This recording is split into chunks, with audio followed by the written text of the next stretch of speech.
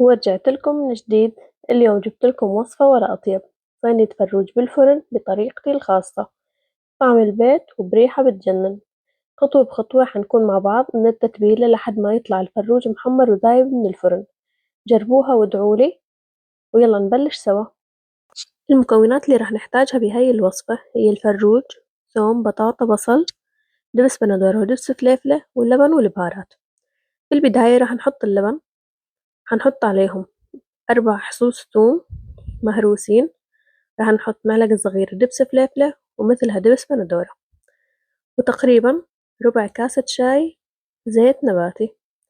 هلأ البهارات عنا معلقة كبيرة ملح، فلفل أسود معلقة صغيرة، كزبرة يابسة، كركم، زنجبيل، قرفة، ثوم بودرة، بابريكا عصفر، وهيل مطحون.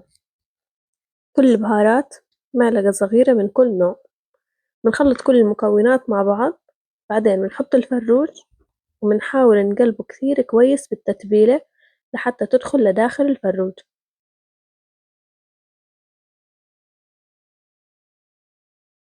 طبعا أنا بالفروج ما بخلي جلد أبدا، شو ما كانت الطبخة وشو ما كانت الوصفة، فبشيل كل الجلد عندي. هلأ هون أي صينية عنا بدنا إياها راح نحط شرحات بطاطا، راح نحط عليهن الفروج، نصفهن بهاي الطريقة مثل ما شايفين. ما شاء الله التتبيلة ريحتها بتجنن.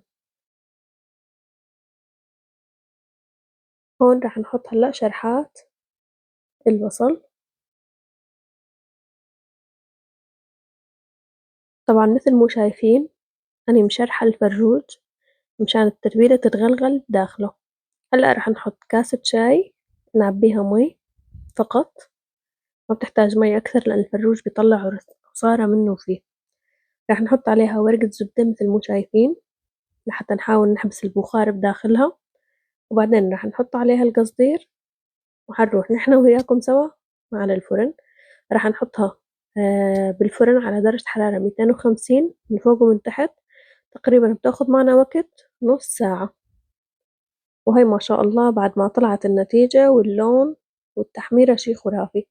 طبعا على التحمير أنا كنت أخذ من الصوص، بعد ما استوت كشفتها من القصدير، صرت أخذ من الصوص وأدهن الوجه تبع الفروج حتى أخطط هذا اللون عندي.